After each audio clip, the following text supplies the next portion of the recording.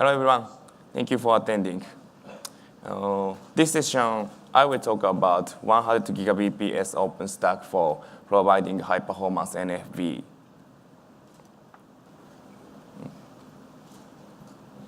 This is my session's agenda. The presentation has 3 parts. First part shows background story why we need 100 Gbps OpenStack, our actions and goal, and the introduction of our software router, Kamuee. Second part shows to achieve high-performance NFV on OpenStack. Last part shows the comparison of software router benchmark on bare metal and the VM on OpenStack. First of all, let me introduce myself. I'm Takeaki. I'm working at NTT Communications in R&D division, especially OpenStack and the operators for private cloud. Our company, NTT Communications, is a global Tier 1 internet service provider in 196 countries or regions. We have over 150 data centers in the world. But we have 2 major problems. One is the cost of devices. We buy so many core routers to provide our services. Each router costs over $1 million US. Another problem is flexibility. It takes a long time to procure router, configure and roll back the settings, and so on. Our goal is to get cheaper and more flexible router with 100 Gbps performance. Because core router require over 100 Gbps performance. Since we thought its solution is NFV, we evaluated software router on OpenStack. Our first action is researching and verifying software router requirements. Next, we check the function for NFV in OpenStack. Finally, we compare the software router performance on bare metal and VM. Let me introduce Kamuee. Kamuee is the software router developed by our company.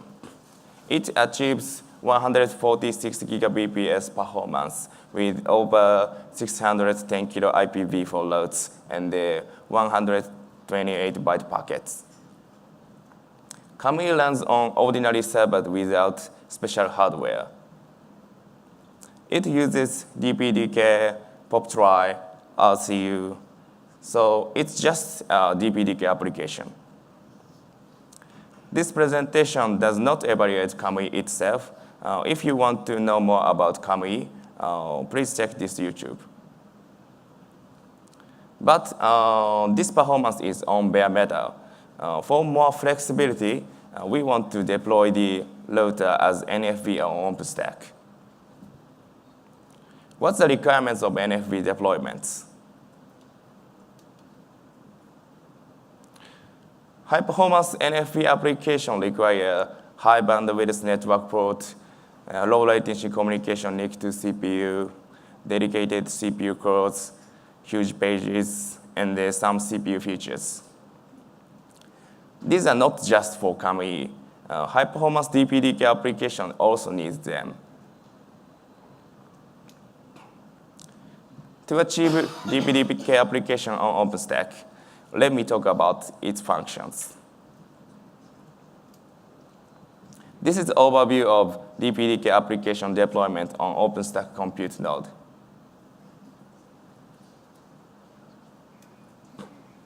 First of all, about SRIOV. What is SRIOV? SRIOV is hardware-level virtualization. Supported NIC can have 2 kinds of functions. One is physical function. It is normal NIC device. There is a PCI device per physical port. The other is virtual function. VF is created from PF, like the child. VF can be created up to the NIC. VF can be created up to the limits of its NIC. For example, 16, 64, or more. It depends on NIC model. PF and VF can communicate with each other like connected to the switch. Why need SRIOV? In typical implementation, compute host has a software vSwitch. When using high bandwidth network traffic, vSwitch can be a bottleneck.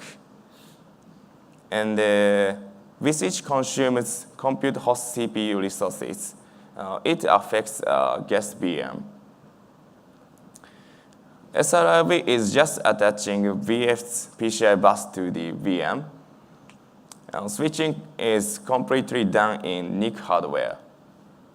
So it doesn't affect host CPU and can achieve high throughput. How does SRIOV work on OpenStack? SRIOV's VF handled as neutron port, like ordinary virtual port. To create SRIOV port, the parameter binding VNIC type direct is required. By creating an instance with the port, VF attached VM is launched. Internal implementation uses PCI pass-through, so VM recognizes PCI devices.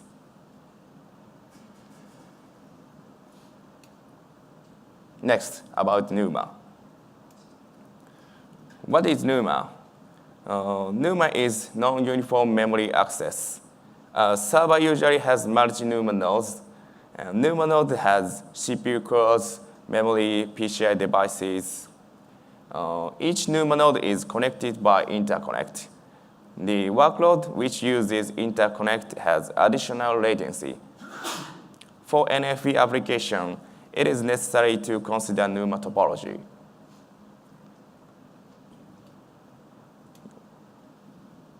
How OpenStack handles NUMA nodes? OpenStack Nova Scheduler has NUMA topology filter. By enabling NUMA topology filter and adding extra property to the flavor, Nova can schedule with the idea of NUMA topology. There's another way, using huge pages or CPU pinning automatically enable NUMA awareness. Of course, two NUMA node VM deployment is also possible. Next, about vCPU pinning. What is vCPU pinning? Sorry. For high-performance packet process, to reduce context switching is important. By allocating physical CPU cores to virtual CPU cores dedicatedly, we can reduce context switching. How is the OpenStack functions of vCPU pinning? The default vCPU allocation is dynamically assigned by all CPU cores. The flavor has extra property, the CPU policy dedicated, which enables vCPU pinning.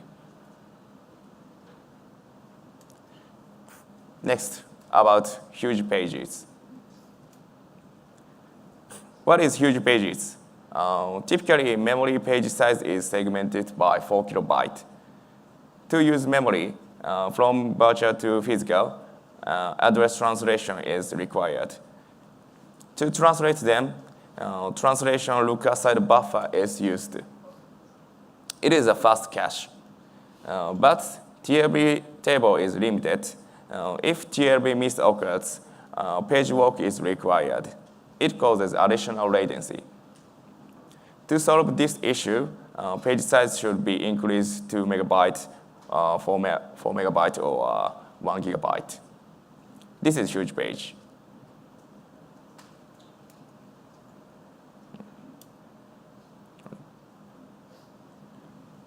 To use huge pages in VM, 3 steps are required. First is to enable huge pages in host, and second is to launch VM with huge pages. Finally, to enable huge pages in VM. OpenStack Nova recognizes hosts' huge page pool and launch VM with huge pages. To achieve this extra property, mem page size can be used.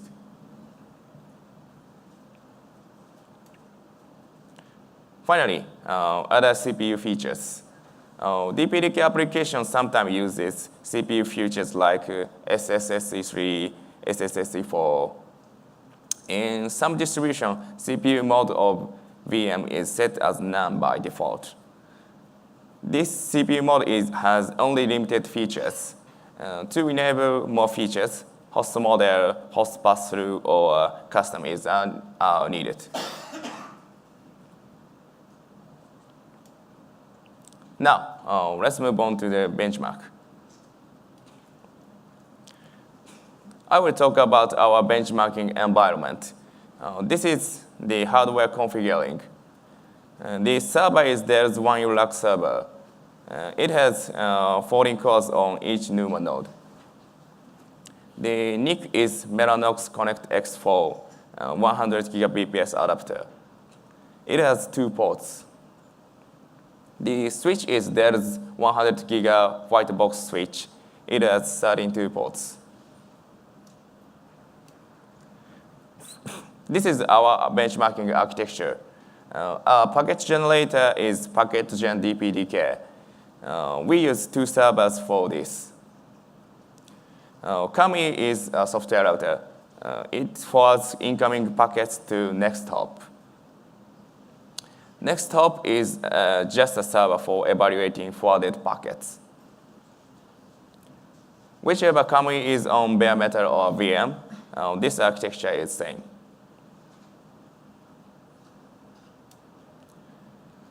Packet-gen DPDK is the open source packet generator. With Connect X4, it can output 100 megapps on ordinary server. It nearly equals 67.2 gigabps. Our configuration is like this. Packet-gen DPDK server 0 sends packets to Kamuee NIC 0, and the server 1 sends packets to Kamuee NIC 1.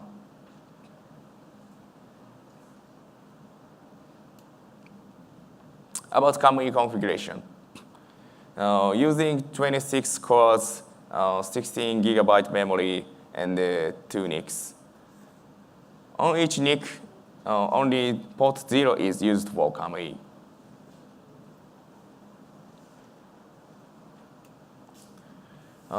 To simulate full route, 580 kilo routes are loaded in Kamuee. Kamuee is configured to forward the generated packet to the next hop. DPDK EL option is like this. TXQ inline is configured as 128. Next hop server is just measuring RX packets.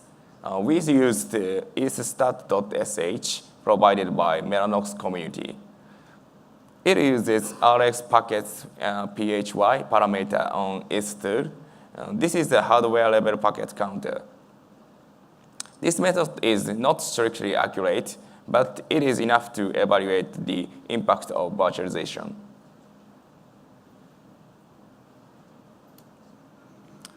This is ideal packet flow of our configuration on each packet-gen server. In case of 64-byte, each port outputs 33.6 gigabps. Kamuee receives 67.2 gigabps from NIC 0, and forwards next hop 0 and next hop 1 by routing table.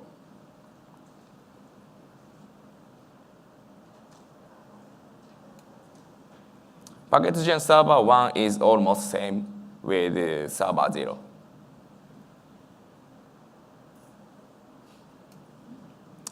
As a result, ideal flow for server 0 and server 1 is like this. In ideal, about 134.4 gigabps can be forwarded with 64-byte packets.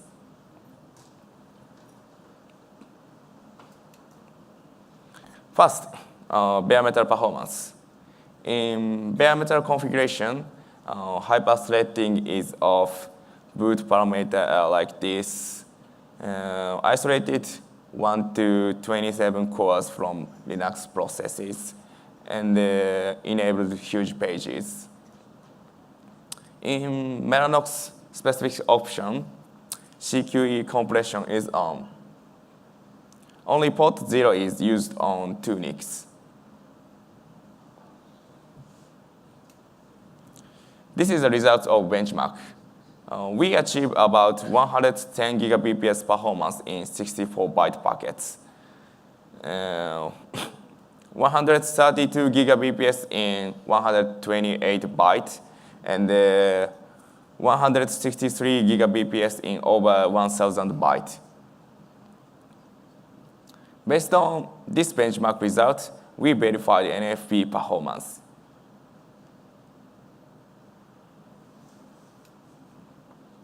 Next, VM plus VF performance. There is a little difference of host configuration between bare metal environment and the VM environment.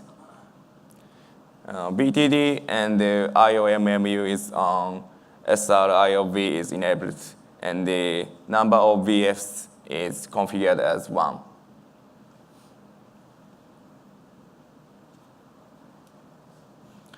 Guest configuration is like this. One core is used for host process, like Nova Compute. The remaining is 27 CPU cores used for VM. All vCPUs are dedicated, boot with huge pages, and the 2 BF ports are attached to VM. This is the result. The performance is almost same compared to bare metal performance. It's over 256 byte packets. But 64 byte or 128 byte, the performance is decreased. In 64 byte, throughput is about 67 gigabps. In 128 byte, about 101 gigabps. So where is the bottleneck? To verify the bottleneck, we also evaluate VM plus PF performance using PCI pass-through. The configuration is like VM plus VF, but SRIOV is disabled and VF doesn't exist. Guest configuration is also like VM plus VF, except for the port configuration. The ports are 2 PFs like bare metal. This is the VM plus PF result. Bare metal and VM plus PF has almost same performance, including 64 byte and 128 byte packets. So KVM virtualization is okay. Is SRIOV the bottleneck? Next evaluation environment is bare metal plus PF, but SRIOV is enabled and VF exists. The configuration is almost same with bare metal plus PF, except that 1 BF exists on each NIC. In environment with VF, the performance is almost same as VM plus VF performance. Even VF is not in use, the short packet performance is decreased. Not shown in this graph, but actually we also evaluate bare metal plus VF. Its result is almost same as VM plus VF. This is all results. These results show that bare metal or VM is not a problem. The performance the performance depends on VF exists or not. As a result, it might be the limit of NIC internal switching. Conclusion. OpenStack functions for NFV works fine. It can schedule SRIOV ports assignment, NUMA awareness, dedicated vCPU, huge pages, and the CPU feature. And the KVM and the Intel VT achieve close to bare metal performance.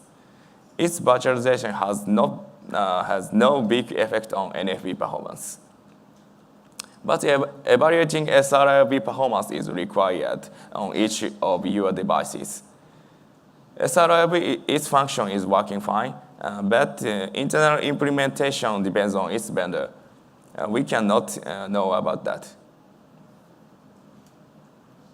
Our decision. As a result, VM plus PF is a powerful option.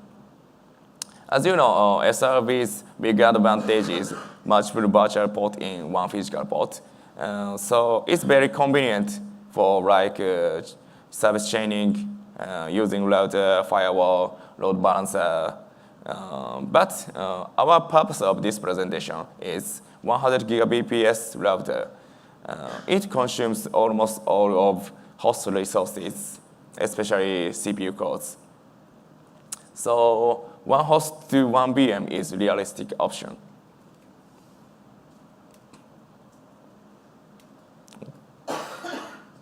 That's all. Thank you for listening.